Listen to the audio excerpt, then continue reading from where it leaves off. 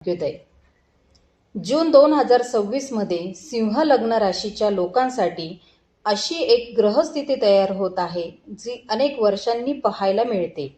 तुमच्या करिअरमध्ये मोठी झेप, परदेशातून आर्थिक लाभ, सरकारी क्षेत्रातून फायदा, नवीन नोकरी आणि प्रमोशनाचे योग. पण याच वेळी एक असा ग्रह संयोग तयार होत आहे जो आरोग्य आणि खर्च या दोन्ही बाबतीत सावध राहण्याचा इशारा देत आहे. म्हणून हा व्हिडिओ शेवटपर्यंत नक्की पहा, कारण शेवटी मी तुम्हाला जून महिन्यातील सर्वात शुभ तारखा आणि एक सोपा उपाय सांगणार आहे, ज्यामुळे ग्रहांची सकारात्मक ऊर्जा आणखी वाढेल. नमस्कार, नक्षत्र ज्योतिष या आपल्या चॅनलवर तुमचं मनपूर्वक स्वागत. मी आहे सौ कल्याणी कुलकर्णी, म्हणजेच तुमची ॲस्ट्रो दोस्त के.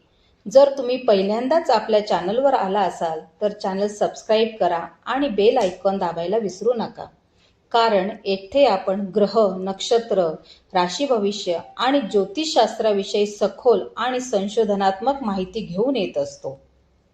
जून 2026चा मुख्य ग्रहयोग. सिंह लग्न राशीच्या लोकांसाठी जून महिना अत्यंत महत्त्वाचा ठरणार आहे. या महिन्याची सर्वात मोठी घटना म्हणजे देवगुरु बृहस्पती म्हणजेच ग्रह कर्क राशीत उच्चीचा होणार आहे. सिंह लग्न राशीसाठी गुरु हा 5व्या घराचा स्वामी आहे आणि आता तो तुमच्या 12व्या स्थानात प्रवेश करत आहे. 12वे स्थान म्हणजे परदेश, अध्यात्म, मोठे खर्च, संशोधन, रुग्णालय, गुप्त लाभ आणि मोक्ष. म्हणून या महिन्यात तुमच्या आयुष्यात अनेक महत्त्वाच्या घटना घडताना दिसतील. संतती आणि शिक्षण. गुरु हा संततीचा कारक ग्रह आहे, त्यामुळे ज्यांना मुले आहेत त्यांच्या मुलांच्या आयुष्यात मोठे बदल घडू शकतात. काही मुलांना शिक्षणासाठी परदेशात जाण्याची संधी मिळू शकते. काही मुलांना नवीन शहरात प्रवेश मिळू शकतो. अनेक पालकांना मुलांच्या शिक्षणासाठी प्रवास करावा लागू शकतो.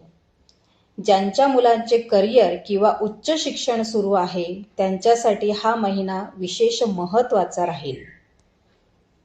मालमत्ता आणि ग्रहसौख्य.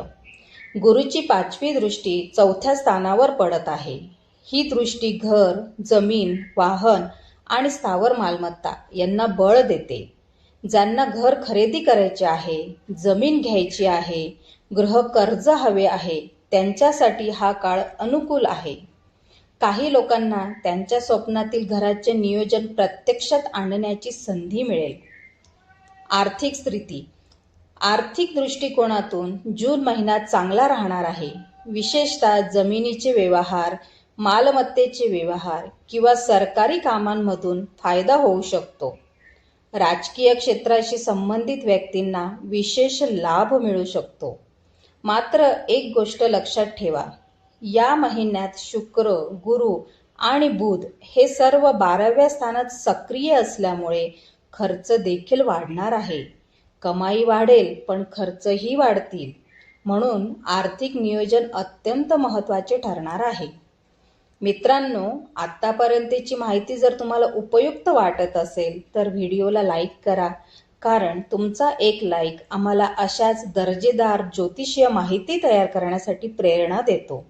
आणि कमेंटमध्ये जय सूर्यदेव लिहायला विसरू नका. आरोग्य. आता बोलूया आरोग्याबद्दल. गुरुची दृष्टी 6व्या स्थानावर पडत असली तरी ती पूर्णपणे अनुकूल नाही. म्हणून जुने आजार पुन्हा डोके वर काढू शकतात. विशेषतः संधिवात, सांधेदुखी, स्नायू वेदना, पचनसंस्थेचे त्रास, झोपेच्या समस्या याकडे विशेष लक्ष द्यावे लागेल. डॉक्टरांच्या सल्ल्याशिवाय कोणतेही औषध घेऊ नका. योग, प्राणायाम आणि नियमित चालणे तुमच्यासाठी अत्यंत लाभदायक ठरेल. करिअरमध्ये मोठी झेप. आता येतो सर्वात महत्त्वाचा भाग. मंगळ ग्रह तुमच्या 10व्या स्थानात प्रवेश करत आहे. 10वे स्थान म्हणजे करिअर आणि कर्मभाव. मंगळाला इथे दिग्बल प्राप्त होते.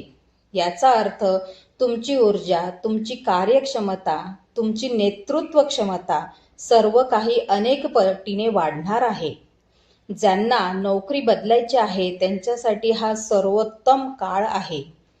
ज्यांची मुलाखत आहे त्यांना यश मिळू शकते. जुने प्रकल्प पुन्हा सुरू होऊ शकतात. वरिष्ठ अधिकारी तुमच्या कामाचे कौतुक करतील. नोकरी आणि प्रमोशन. तरुणांसाठी हा महिना सुवर्ण संधी घेऊन येत आहे. अनेकांना नवीन नोकरी मिळू शकते, काहींना प्रमोशन मिळू शकते, काहींना नवीन जबाबदाऱ्या मिळतील. तुमच्या मेहनतीची योग्य दखल घेतली जाईल. मात्र सहकाऱ्यांशी वाद टाळा. परदेश योग. शुक्र आणि गुरु 12व्या स्थानात असल्यामुळे परदेशाशी संबंधित योग अत्यंत मजबूत होत आहे. विद्यार्थ्यांना शिक्षणासाठी परदेशात जाण्याची संधी मिळू शकते. व्यावसायिकांना परदेशातून नवीन प्रोजेक्ट मिळू शकतात. काही लोकांना परदेशातून आर्थिक लाभ मिळण्याची शक्यता आहे.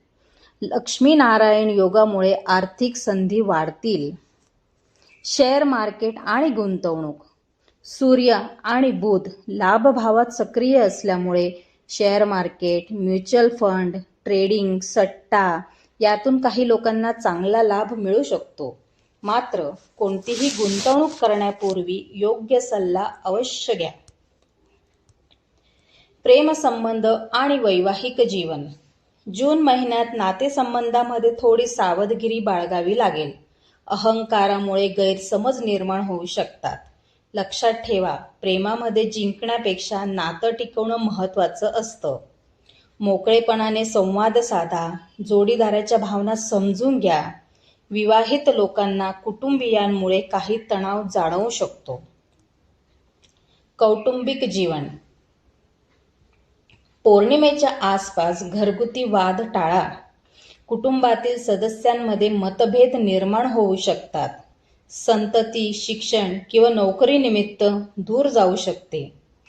त्यामुळे भावनिक चढ उतार अनुभवायला मिळतील. ज्योतिष आणि गूढ विज्ञान. ज्यांचे काम ज्योतिष, टॅरो, अध्यात्म, संशोधन, गूढ विज्ञान या क्षेत्राशी संबंधित आहे त्यांच्यासाठी हा काळ भाग्योदयाचा ठरेल. नवीन ज्ञान मिळेल, नवीन संशोधन पूर्ण होईल, आध्यात्मिक प्रगती होईल. विशेष सूचना. 29 जून नंतर बुध वक्री होणार आहे. प्रवासाचे नियोजन काळजीपूर्वक करा. तिकीट, हॉटेल बुकिंग आणि कागदपत्रे दोनदा तपासा. महत्त्वाच्या निर्णयांमध्ये घाई करू नका. जून महिन्याचा उपाय. दर रविवारी सूर्यदेवाला अर्घ्य द्या. आदित्य हृदय स्तोत्राचे पठण करा. गुरुवारी पिवळ्या वस्तूंचे दान करा आणि शक्य असल्यास गरीब विद्यार्थ्यांना शैक्षणिक मदत करा. एकंदरीत पाहता सिंह लग्न राशीसाठी जून 2026 हा करिअरमध्ये प्रगती, परदेश योग, आर्थिक लाभ, मालमत्ता खरेदी, सरकारी लाभ यांचा महिना आहे. पण त्याच वेळी आरोग्य, खर्च, नातेसंबंध याकडे विशेष लक्ष देणे आवश्यक आहे. व्हिडिओ आवडला असेल तर लाईक करा. तुमच्या मित्रमंडळींबरोबर आणि कुटुंबियांसोबत शेअर करा. आणि अजून चॅनल सबस्क्राईब केले नसेल तर नक्षत्र ज्योतिष चॅनलला आत्ताच सबस्क्राईब करा. मी आहे सौ कल्याणी कुलकर्णी, तुमची ॲस्ट्रो दोस्त के. आणि शेवटी एक महत्त्वाची गोष्ट, ग्रह आणि नक्षत्र आपल्याला फक्त योग्य दिशा दाखवतात, परंतु आपले कर्मच आपले नशीब घडवते. म्हणून नेहमी चांगले विचार करा, चांगले कर्म करा आणि सकारात्मक रहा. धन्यवाद. पुन्हा भेटूया पुढील व्हिडिओमध्ये. जय ज्योतिष.